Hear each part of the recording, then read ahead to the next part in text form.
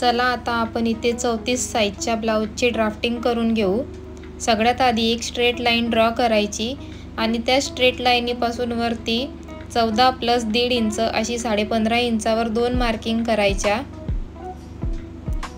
या 2 मार्किंगवर आपल्याला एक स्ट्रेट लाईन ड्रॉ करून घ्यायची आहे। ही स्ट्रेट लाईन ड्रॉ करून झाल्यानंतर याच लाईनीवरती आपल्याला शोल्डर टाकायचा आहे 5.5 इंचावरती। 2 ठिकाणी मार्किंग करायची शोल्डरची 5.5 इंचावर आणि ही सुद्धा एक स्ट्रेट लाईन ड्रॉ करून घ्यायची। त्यानंतर आपल्याला मुंडा खोलीची मार्किंग करायची आहे। 6 इंचावर मार्किंग करायची। ही सुद्धा मार्किंग 2 ठिकाणी करायची म्हणजे आपली मुंडा खोलीची जी लाईन आपण ड्रॉ करणार आहोत ती स्ट्रेट येईल। त्यानंतर आपण आता चेस्टची मार्किंग करूया। 8.5 + 2 इंच मार्जिन 10.5 इंचावर आपण 2 मार्किंग करणार आहोत। कमरेच्या साईडला सुद्धा 10.5 इंचावर मार्किंग करायची आणि एक स्ट्रेट लाईन ड्रॉ करून घ्यायची। आता मुंडा खोली टाकायची आहे। 1 इंच क्रॉस मार्किंग करून फ्रेंच कर्वच्या मदतीने छान असा सर्कल ड्रॉ करून घ्यायचा। हा सर्कल ड्रॉ करून झाल्यानंतर बाहेरच्या साईडला इथे आपण अर्धा इंच बाहेर वाढवून घेऊ।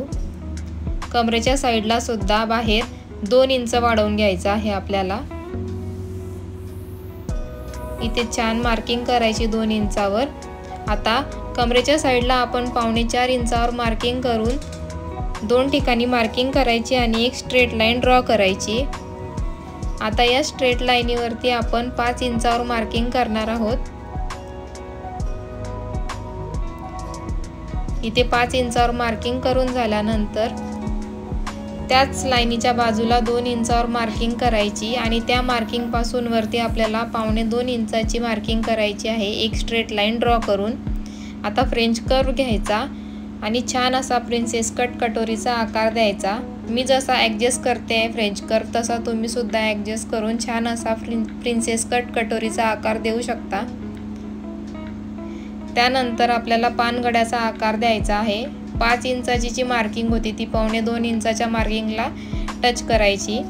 इथे काक खोलीत 1.5 इंच मार्किंग करून ती मार्किंग 1.5 इंचावर जॉईन करायची आहे आपल्याला। हा टक्स आपला मायनस होईल अर्धा इंचाचा।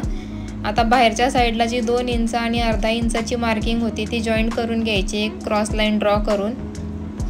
बाहेरच्या साईडला अर्धा इंच वरती कमरेच्या साईडला अर्धा इंच वरती मार्किंग करायची आणि फोल्ड कपड्याच्या इथे सुद्धा आपल्याला अर्धा इंच वर मार्किंग करून क्रॉस लाईनी ड्रॉ करून घ्यायच्या आहेत। इथे आपला हा फ्रंट पार्ट रेडी झालेला आहे। आता आपण त्याला कट करून घेऊया। व्यवस्थित जी मार्किंग आहे जे आपल्याला मायनस करायचं आहे ते मायनस करून आपण व्यवस्थित कटिंग करत आहोत। सगळ्यात आधी साइड पार्ट कट करून घ्यायचे। साइडची जी मार्किंग आहे त्यावर सगळ्यात आधी कटिंग करून घ्यायची।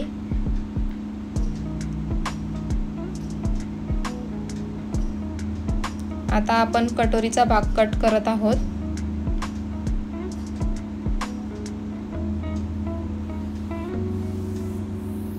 खाली जी क्रॉस लाईन आहे ती सुद्धा मायनस करायची। आता कटोरीचा हा 2 इंचाचा जो टक्स आहे पानगड्याचा तो सुद्धा कट करायचा आणि खालची जी क्रॉस लाईन आहे ती सुद्धा कट करायची। गड्याच्या साईडला आपण अर्धा इंच मायनस गेलो होतो तो टक्स सुद्धा आपण मायनस करून घेऊ कट करून।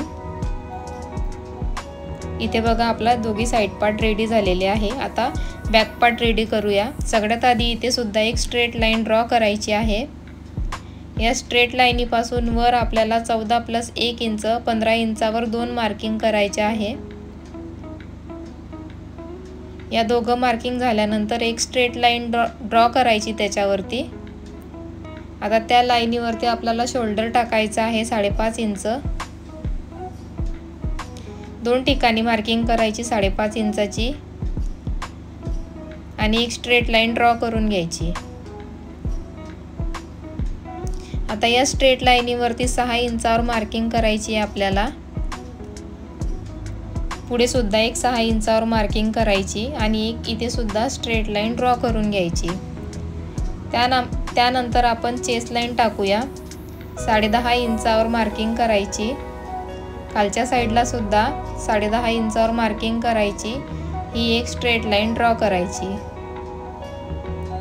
आता आर्म होलची मार्किंग करूया. 1.5 इंचावर मार्क करायचं आणि फ्रेंच कर्व घेऊन छान असा हाफ सर्कल ड्रॉ करून घ्यायचा.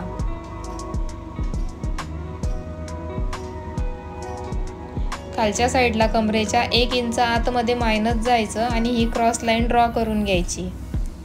ही क्रॉस लाईन आपण मागे टक्स घेणार नाही यासाठी आहे. आता कट करून घ्यायचा. आपला बॅक पार्ट सुद्धा रेडी झालेला आहे. गळे आपण डायरेक्टली जेव्हा मेन कापड अस्तरला जॉईंट करणार आहोत त्यावर तेव्हाच ड्राफ्टिंग करून स्टिच करणार आहोत.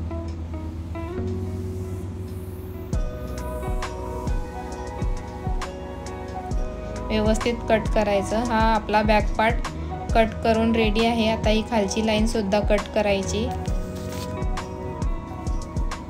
बॅक पार्ट रेडी आहे. आता आपण स्लीव बघूया. स्लीव मी जे ड्राफ्टिंग केलेली आहे तिला आता व्यवस्थित कट करून घेऊ. पफ बाई आहे. याचा व्हिडिओ मी लवकरच शॉर्ट व्हिडिओमध्ये एडिट करून टाकणार आहे. जर तुम्हाला पफ बाई शिकायची असेल कशी स्टिच करायची आणि कशी ड्राफ्टिंग करून कट करायची, हा व्हिडिओ मी डिटेलमध्ये शॉर्टमध्ये टाकणार आहे. व्यवस्थित कट करून घ्यायची.